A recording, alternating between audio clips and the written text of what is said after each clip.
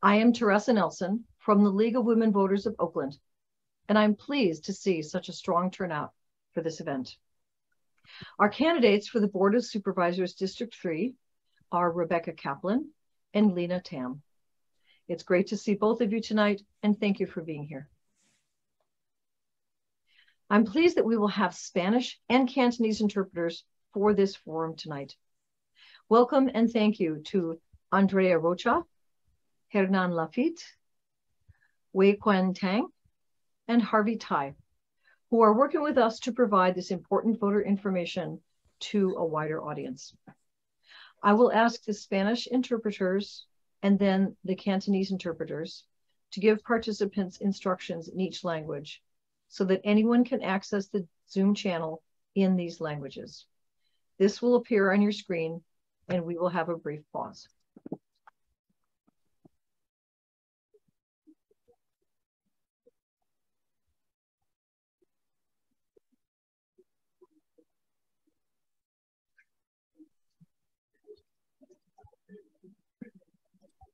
Next, I would like to present some background information about this office before we begin.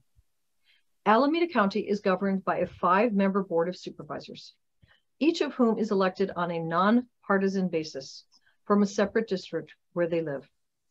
The duties of the Board of Supervisors include appointing most county officers and certain employees, awarding contracts for public works, adopting an annual budget, supervising the operations of departments, and hearing appeals for employee grievances, as well as planning and zoning.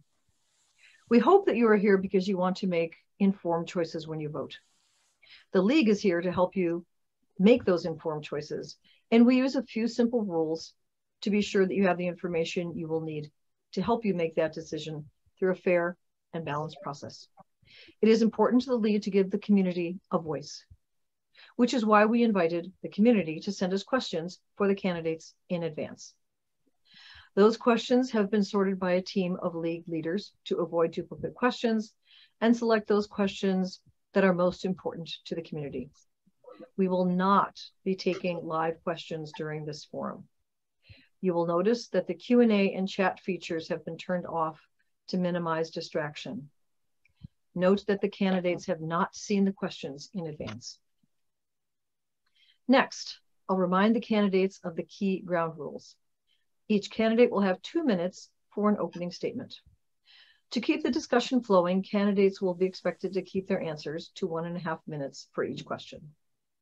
These will be timed, and the timer clock you see is available for everyone. In order to be fair to the other candidate, if you run over, I will need to cut you off. We will switch the order and alternate who responds first for each question and for the opening and closing statements. Earlier, I flipped a coin and Lena will be going first. At the end of the Q&A section, each candidate will have 1 minute to provide a closing statement. And now, let us begin. The first introductory statement comes from Lena Tam. Lena, please go ahead. Good evening. As a past president of the Alameda League of Women Voters, I really appreciate this coordinated effort from the League to engage our community in the county supervisor race. I am Lena Tam. I had served on the Alameda City Council as the first Asian woman vice mayor, and I'm running for the County Board of Supervisors with a great sense of responsibility and determination to improve county services for working families and also help serve as a voice for our large and growing immigrant population, similar to the role that the late Supervisor Wilma Chan had. I will prioritize the issues of public safety, community safety, housing, homelessness, and healthcare, especially mental health care access, and bring my lived experience as the daughter of immigrant parents who relied on county bilingual healthcare as your next supervisor. I work in Oakland, Chinatown. I grew up in Alameda, going through the public school system, graduated from UC Berkeley in environmental engineering. I work at East Bay Mud as the manager of water resources to keep your water safe and protect our bay. And I'm running on a proven track record of collaboration. As the vice mayor of Alameda, I collaborated to get affordable housing built for our low-income seniors, the disabled, our veterans, and our working families, along with supporting our youth by funding a new Boys and Girls Club. As president of the Alameda Healthcare District governing Alameda Hospital, I kept the hospital open to provide emergency services and consolidated a women's health service center to provide safe reproductive choices and care. As chair of the Alameda County Planning Commission, we approved multiple housing units near transit to preserve open space and reduce gridlock. I look forward to answering your questions. Thank you. Thank you. Rebecca Kaplan, please go ahead. Good evening, and thank you so much for being a part of this important conversation. My name's Rebecca Kaplan, and I'm asking to be your county supervisor to build a stronger and healthier future for our communities. I've had the honor to represent many of you as your Oakland council member at large, representing the entire city of Oakland, and prior to that on the board of AC Transit, representing the entire East Bay. I've served on the Bay Area Air Quality Management District, fighting for all of Alameda County to remedy environmental racism and invest funding in clean air programs, zero emission trucks and buses, and other improvements that serve our countywide community. I know that our county board controls billions of dollars and hundreds of acres of public land and oversees our public health systems and needs to make significant investments in community mental health, in our public health clinics, in job training, in homeless services and affordable housing, and take serious action to remedy the struggles facing our communities. I first got involved in politics in the 1980s, active around the fight to get the government to take action around AIDS and HIV. At a time when the federal government was asked why they were letting so many people die and doing nothing, and they responded by telling jokes, usually homophobic jokes. And now we face a future where our senior population is growing, our homeless population is growing, and we must bring the resources of the county to solve these vital problems. I would be very honored to serve you, and I'm incredibly honored to be endorsed by the Democratic Party, the firefighters, the nurses, Planned Parenthood, and many more. And I will continue to fight for our rights and for our community needs. Thank you so much. Thank you both. And now we'll start with the first question. And as I mentioned earlier, we will alternate between the two candidates. First question, and Rebecca Kaplan will answer this first. With many issues we face being county-wide, homelessness, public safety, climate preparedness, traffic, healthcare, how would you coordinate responses to these issues? And what tools and incentives would you use to ensure that each city carries its fair share of the responsibilities? Rebecca. Thank you so much. Our county is facing devastating problems that grow when we think we can just shove them from one city to the next. Homelessness has been rising, and particularly in the last few years, the number of people living in RVs and cars on our streets has been rising. And with no safe sewage connections, we end up with a serious public health threat, both for the people living in the vehicles and the surrounding community. That's why I have partnered with community organizations and some of our county supervisors already to propose and launch safe RV parking sites that will be managed, that will have sliding scale payments, that will have trash removal and staff on site so that we can turn this crisis around and help people get into better situations and protect the health of the whole community. I recognize that these issues cross county lines. I have served our entire county on the Alameda County Transportation Commission over 2 decades, where we won over $8 billion for transportation infrastructure, the highest bond rating in the state, and built a county-wide collaborative that is building safe bike lanes, that is investing in public transit, that is providing free bus passes for our youth. That is the type of approach we need to bring to our county governance. Our homeless services need to be coordinated between the county and the cities. I will launch an interagency collaborative to do that immediately. And we need to use the hundreds of acres of public land to help make sure we are providing affordable housing for our workforce and our community. Thank you. Thank you. Lena. So I have the opportunity to meet with several of the community-based organizations that are addressing the issues that you just outlined. And a lot of them are integrated, whether it's providing mental health care and addressing the issues of homelessness, which also deals with the issues of illegal dumping, which affects our environment. And I've had the opportunity to meet with these centers that have done a terrific job in and having a track record. They just need coordination and funding. And that is what I will pursue as a county supervisor in addressing the whole person's approach to dealing with homelessness so that there is no wrong door for people that are in need. And most of the funding that the county service provides involves direct participation from those with lived experience within the communities and within the cities that will be getting a lot of the funding. And this is vital to the coordination because people that are on the ground have the most knowledge of understanding what's needed. I will be implementing the county's Home Together 2026 community plan, which is already moving forward in terms of consolidating funding from the state and from the federal government, and also looking at prioritizing that for the cities that have the most need. And I want to expand that network of agencies to include those community-based organizations. Thank you. The next question.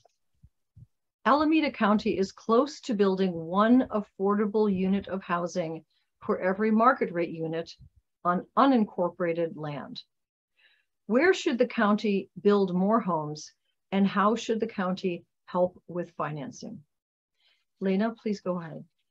So the county has, when I was on the Alameda County Planning Commission, we passed a measure that basically put an urban limit line that preserves agricultural lands and open space. So a lot of the homes that I approved, the housing units that I approved, were focused within the transit corridors in order to minimize the cost, because a lot of the cost of building housing comes from building the backbone infrastructure, whether it's sewage connections, water connections, roads and services, and having that within a transit corridor helps lower the cost. And we need to look at opportunities beyond just buying public lands, because while that's available to a certain degree, it's extremely costly for our community and for the county. So pooling those resources together, we could look at the things that Oakland's already doing with converting parking lots into high rises, looking at opportunities to basically convert, like we did in Alameda, old hotel rooms into workforce housing units, looking at a combination of funds from the state's Home Key project, the housing vouchers, and to pool those resources to move toward the housing that we desperately need, which is about 24,000 housing units in the next 5 years. Thank you. Rebecca, please go ahead. Thank you so much. Our region is suffering from a devastating housing shortage, particularly affordable housing and housing for our workforce. We are losing teachers and nurses and other essential workers because they can't find housing they can afford. The reason I talk about using publicly owned land is for two reasons. One, we already own it. So if we want to build affordable housing on it, we, the governmental bodies and the nonprofits that partner with governmental bodies to build affordable housing, don't have to compete on the private for-profit market to buy the land. But the other reason it's important is because the fact that a government agency owns the land is what gives us legally the leverage to say we will insist that it have a certain proportion of affordable housing and workforce housing, and bring the value of that land as a local match leverage to win state and federal funding for affordable housing. So we have, for example, the Lake Merritt BART station. We have the Coliseum BART station area that is jointly owned by the City of Oakland and the County of Alameda. It's a great example of my approach to dealing with county assets. We have successfully passed through the Oakland City Council a proposal to move that huge public parcel forward with a significant proportion of affordable housing on it as part of a vibrant mixed-use development. We need to revitalize the sites in downtown Oakland, including the current Oakland Police Administration building and the county court building behind it, into mixed use with affordable housing, and do that with public properties throughout the region. Oh, thank you. Thank you. Next question, and you'll be going first on this one. Bond measures passed in recent years require oversight and/or audits of expenditures, as well as the regular taxes that are spent. How will you ensure that these funds are spent properly, and how will you inform constituents of this oversight? Rebecca. Absolutely. There have been multiple funding measures that have been passed by the voters of Alameda County. In fact, there's even some funding measures that haven't yet been implemented, which the voters have approved, that will allow an improvement in funding for homeless services, affordable housing, and childcare. And I'm not sure who submitted the question, but it's absolutely right that there needs to be full independent oversight of the expenditures of these funds to make sure that they are done properly. That is something that I strongly support. And should I have the honor to serve as your supervisor, I would work to make sure, though in some cases it's already required by the ballot measure, but I would absolutely fight to make sure that that is fully implemented, that there are reviews that are done by people who are separate from the ones who allocate the money, so that that oversight is independent and can evaluate whether the funds are being spent properly and make sure that we remedy it in any case where they are not. Also, interestingly, the county is now having a problem of funds not being spent at all. And so money sitting there while vital community needs aren't being met. There's a lot of need in the community for homeless services, for mental health care, and there's funds available that aren't getting out there to provide those public services. So I think we need to look at that as well, both the funds that have been spent where they've gone, and the funds that haven't been spent on vital needs that are desperately needed, why that hasn't been allocated. Thank you. Thank you. Lena, please go ahead. As a supervisor, I hold the responsibility for overseeing the spending of the billions of dollars, whether it's in tax or bond measures, like whether it's the tax increment increase, the sales tax increase, or A1 and other sources, including Proposition 63 when it comes to providing mental health services.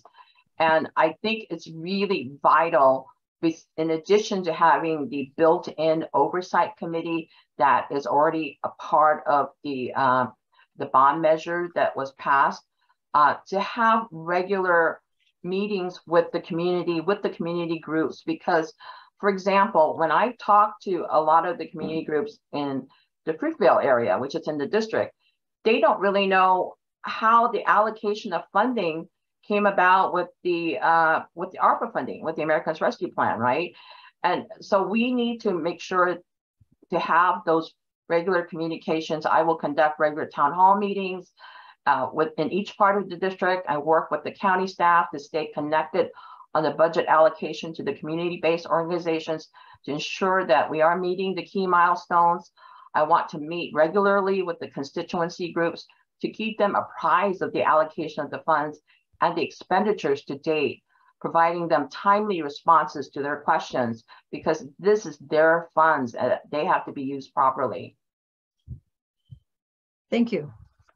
And Lena, you'll go next for this question.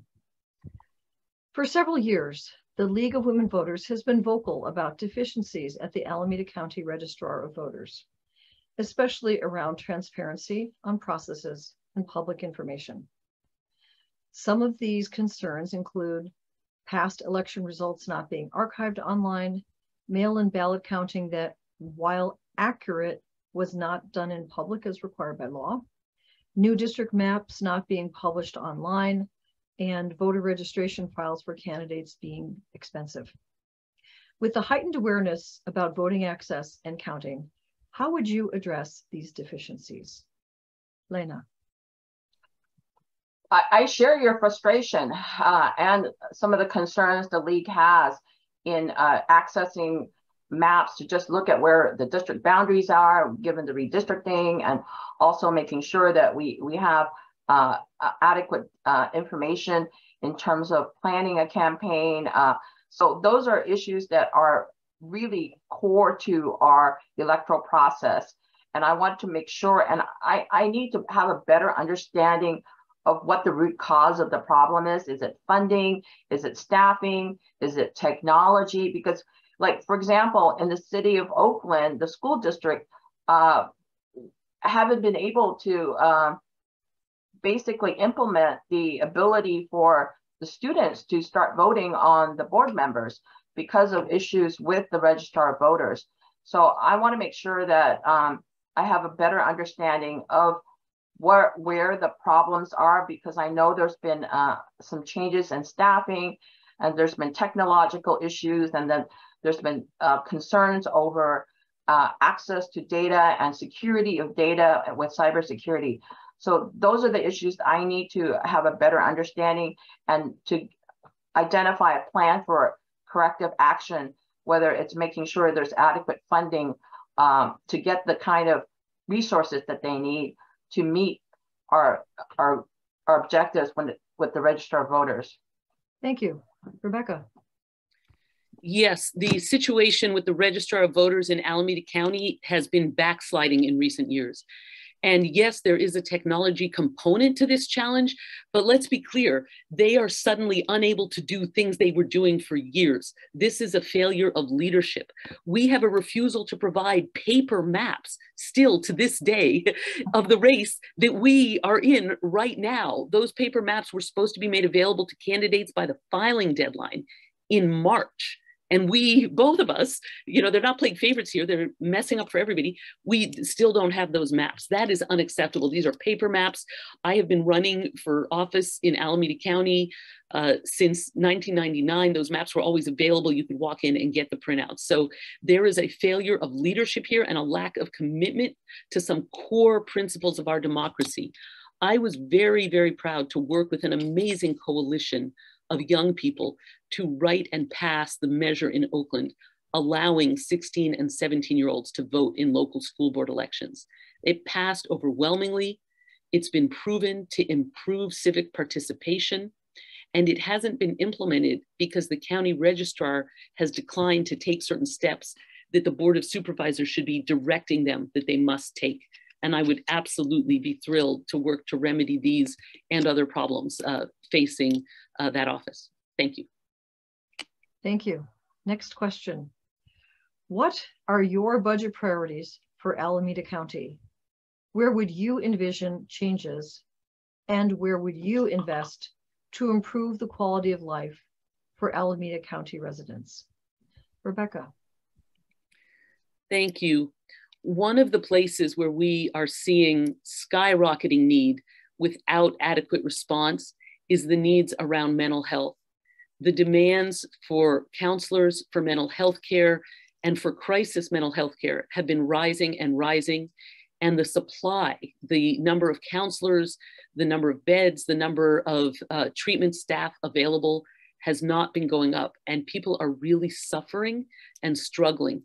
And what has ended up happening is Alameda County has been using the jail as the de facto mental health last resort, sometimes first resort, at many, many times the cost. So we are being foolish with our investments by not investing enough in frontline community-based mental health. We are ending up spending 10 times as much, imprisoning people, and then the county having to be sued for failure to provide adequate mental health care to mentally ill people who are incarcerated. We need to invest significantly more in prevention. That also applies to other aspects of healthcare. We need to expand our support for our community-based health clinics so that we reach people before they're in a crisis. And we need to significantly expand our investments in affordable housing and well-coordinated homeless services that help get people off the streets into facilities with support and staff and services. Thank you. Thank you. Lena. So my priorities in terms of the issues that the county has direct oversight on address issues with community safety, housing, and healthcare, particularly mental health care. And a lot of this is integrated. And the issues around mental health care access has been the subject of a recent grand jury report.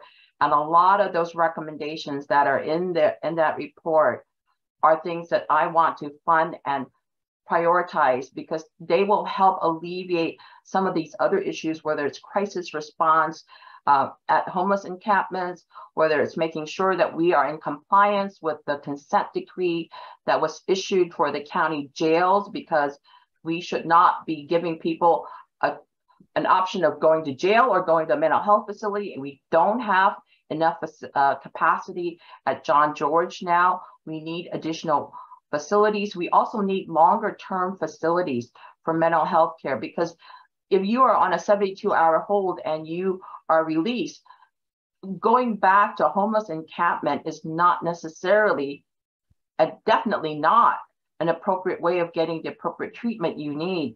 And so we need to have more facilities like the Bonita House or other longer term treatment for people that are mentally ill. Thank you. Next question. The late Supervisor Wilma Chan was a champion of early childhood care and education. How do you plan to support our youngest residents and their families? Lena. The late Supervisor Wilma Chan was my role model when it comes to healthcare and being an advocate for children and youth and families. And First Five, for example, in Alameda County, has been a very effective way in providing the kind of support services that we need. In fact, one of the things that I want to expand on is something that started with what we call a mobile family resource unit for the schools, so that we can bring the mental health services, early counseling, whether it's dental care, health care, to the schools at the very beginning. But what we find in all of the studies that have been done is that if you can get somebody reading by the third grade, a kid reading by the third grade, that is going to prevent that kid from ending up in the juvenile justice system. And without a doubt, early childhood intervention, universal preschool, literacy programs, those are things I want to continue to prioritize in carrying out and elevating Supervisor Wilma Chan's legacy. Thank you. Rebecca. Thank you so much. Yes, providing early childhood education is incredibly important to building up a whole community. The data has shown that when we invest in early childhood education, including programs like Head Start, where young people have an opportunity to have a supportive environment during the day, it creates multiple benefits. The parents then are able to go to work and trust that their kids are in a safe place. And those young people who participate in those programs show improved outcomes and benefits throughout their entire lives for years to come. And that's part of why in Oakland last year, when the mayor and administration sought to cut and decimate the Head Start program in Oakland, I worked together with a strong community coalition and a coalition of council members. We called an emergency meeting. We found money that had not been identified previously in the budget, and we brought in action to save and restore and expand our Head Start programs. My commitment to these programs is both with my words and with my actions. We need to ensure that there is universal access to daycare for any parent who is seeking a spot for their kid. They should be able to find one. We talk somewhat, a lot more and more in the press these days about the workforce crisis. The lack of parents' ability to get care for their kids is a large part of why we have a workforce crisis. And so I will work to ensure universal access to early childhood education countywide. Thank you. Thank you. Next question. Some communities within Alameda County are experiencing significant challenges in addressing homelessness. For example, about half of the county's homeless people live in Oakland. It is also one of the top concerns cited in many polls. What would you do to help cities address this issue? Rebecca. Yes, the lack of county coordination with the cities is a significant contributing factor to the difficulties. The majority of the funding from the state for homeless services flows through the county. And so hard-hit cities like Oakland have requested from the Alameda County Board of Supervisors a joint task force from the City Council and the Board of Supervisors, and they have thus far declined. I would immediately respond yes back. That was a letter from Council President Nikki Bass asking the county supervisors to create a joint task force. And because we need those services to be coordinated, people are being sent to 20 different places to find support. Second of all, we need to significantly expand our investments in the programs that are proven to work.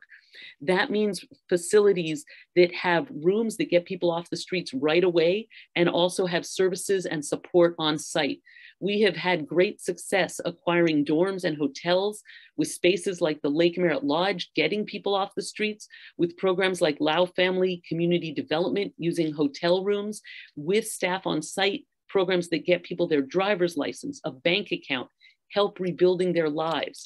And so that could be significantly expanded by bringing the county resources to coordinate together with the city. I would also open managed sites for the RVs and vehicles so that we don't have sewage running through the streets, and so that those vehicles can be in a secure environment with support on site. Thank you. Thank you. Lena. So the county and the local cities within the county, the 14 cities, they've budgeted a total of nearly $177 million in FY20 through a combination of local, state, and federal funds. That's clearly not enough. It's 130 from the county and 47.2 for the cities. And Oakland has received a bulk of it, and Oakland has received also independent separate funding directly from the state. And absolutely, this has to be coordinated, and whether it's through a task force or some other community coordinated effort, which the county started with the Homeless Care and Coordination Center, that needs to be done as soon as possible, because that is the way in which we can implement the expanded services and support that is needed to deal with the homeless issue and to deal with it before people become homeless, because those that are closest to becoming homeless are usually those that live in poverty, and they've got other situations that involve mental health care and access and needs. And so to be able to work with the jails, to be able to work with the healthcare services agency and to coordinate that effort will be vital to making sure that we address this in a coordinated way. Thank you. Next question. Alameda County has a broad eviction moratorium in place to protect tenants affected by COVID. What is your position on continuing that moratorium? How long should it stay in place? And how do you see helping tenants when it is removed? Lena. So the county's eviction moratorium is slated to end 60 days after the declaration that a public health emergency no longer exists. So that is something that we have that is probably a lot stronger than what the state's protections are providing. So the eviction moratorium has gone through a number of issues when it comes to getting access to the rental assistance program that we desperately need to see more funding for, and more streamlined approaches to make sure that we can deal with this debt that both the tenants and the landlords are accruing. So I want to work with the agencies to basically cut through a lot of the unnecessary red tape that is preventing the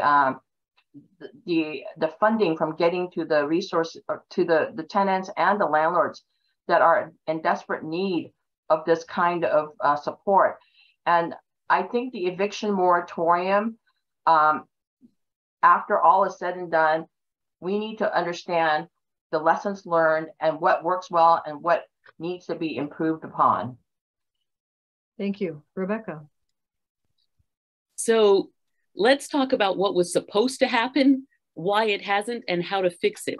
What was supposed to happen is that the state of California, as well as some federal funding, was promised so that people who could not pay their rent due to COVID losses would not be evicted, would not be pushed out on the streets, but that the landlords, the people who are providing those properties, would get paid. That's what was promised. It was passed into law. And all these many months later, thousands of people have not gotten their payments. And so there are tenants who are in terror that they might be evicted any day. There are tenants wasting hundreds of hours making phone calls, filling out paperwork to get that promised rental assistance.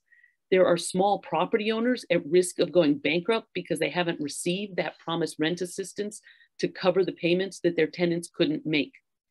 Now, the state has offered local jurisdictions, including Alameda County, to provide bridge funding to cover that gap in rental assistance so that all the outstanding need can be paid.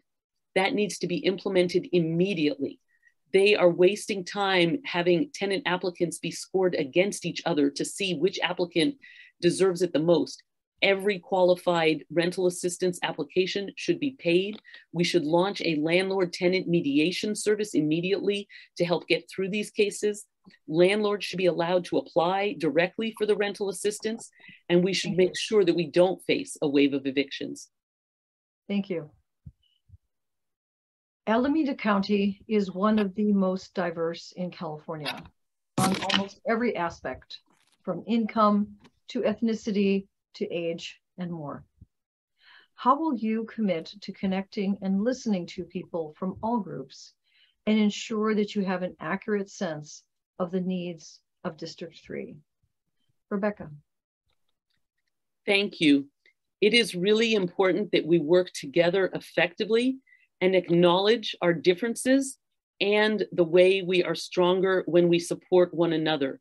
There has been a rise in hate and divisiveness in recent years, and it is important that we call that out and respond to it and denounce it in a united fashion. But it also means fighting for the tangible improvements that help our lives. For example, even as our AAPI community has faced hate crimes, Oakland Chinatown had also faced the highest rate of pedestrian injuries and fatalities from car traffic because of bad roadway design that did not take into account the needs of that dense and pedestrian-oriented community. That's why I worked with community to fight for better crosswalks and for major funding from countywide funding sources to invest in redesigning and rebuilding those roadways and to build a bicycle and pedestrian bridge across the estuary, connecting the Jack London Square area of Oakland with Alameda so that we have safe access points and so that we redesign the roadways to redirect that high-speed traffic away from the pedestrian centers of Chinatown. I've also worked with grassroots community in Oakland to fight back against the scapegoating of immigrants, the assaults on our LGBTQ community, the attacks on African Americans being underrepresented and left out of contracts. These are issues we have fought to solve, and I would be honored to continue to do so at the countywide level. Thank you. Lena. I've met with a number of community groups, particularly in Little Saigon and in Oakland Chinatown, and with some of the leadership within the Black community to see if there's ways in which we can build bridges over this perception that the anti-Asian hate crime is targeted by people that are primarily African American, because that is not the case, even though that may be a perception. I think those kind of healing forums are absolutely going to be necessary because we have seen a rise in crime, particularly in Oakland.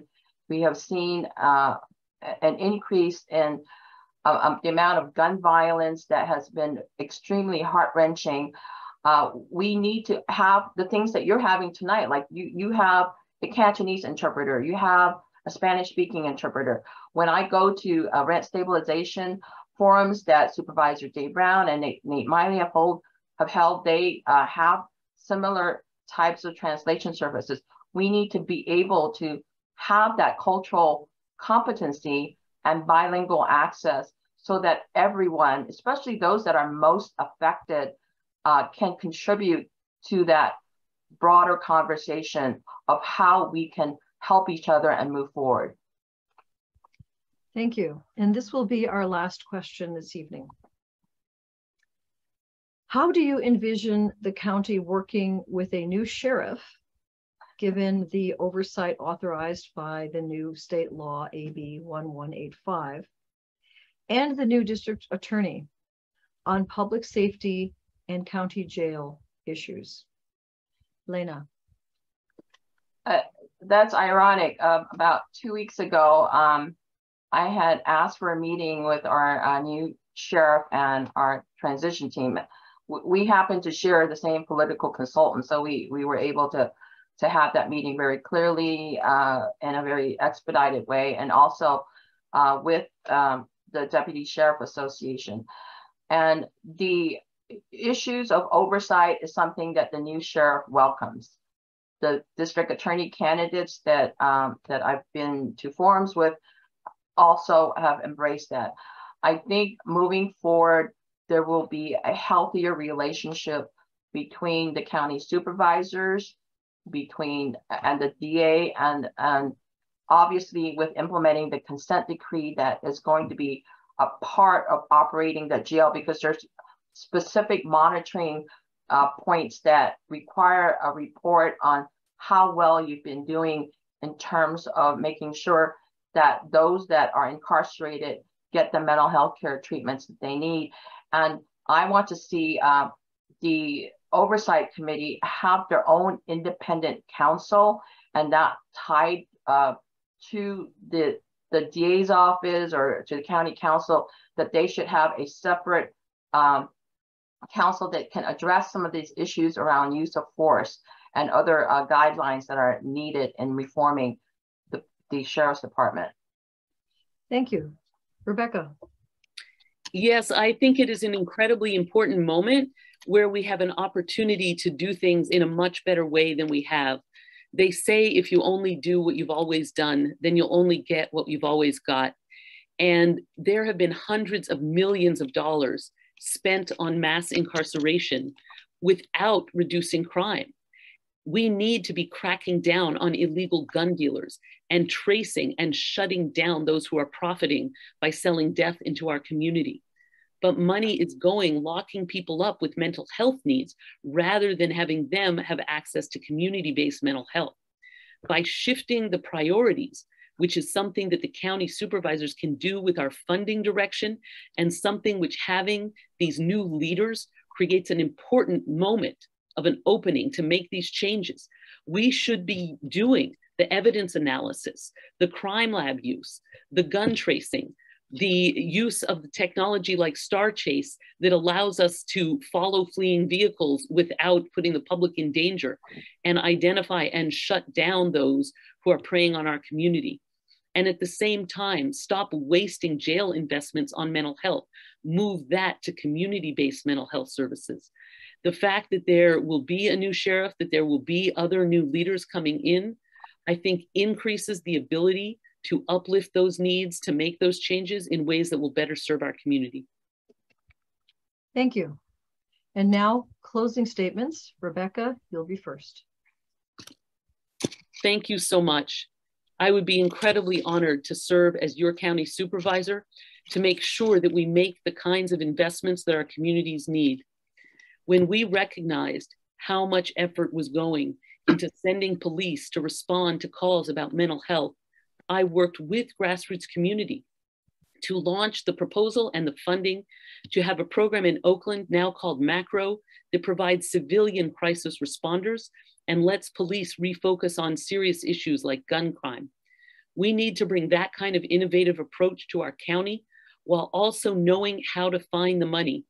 When fire stations and Head Start programs and foot patrol were being cut, I found the extra $10 million from the Coliseum Authority that allowed us to save those vital services for our community.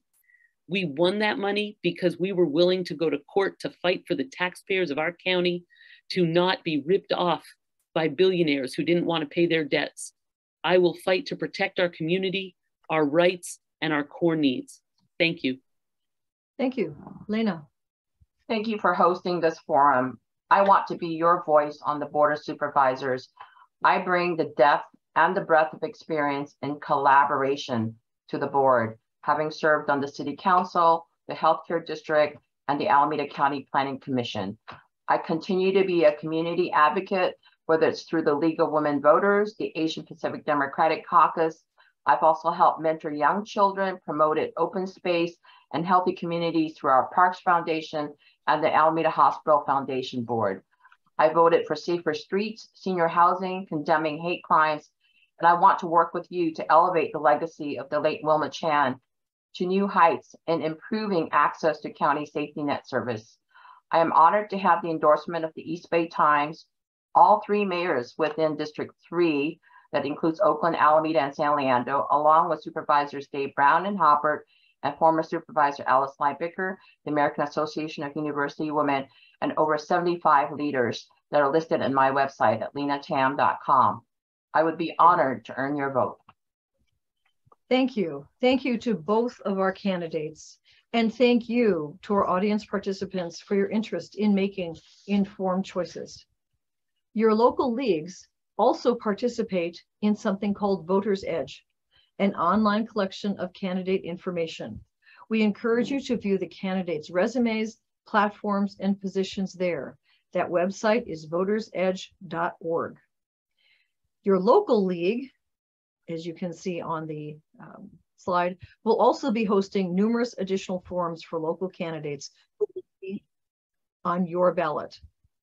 Please visit your local league's website using the links you see on the screen that will also be posted in the chat.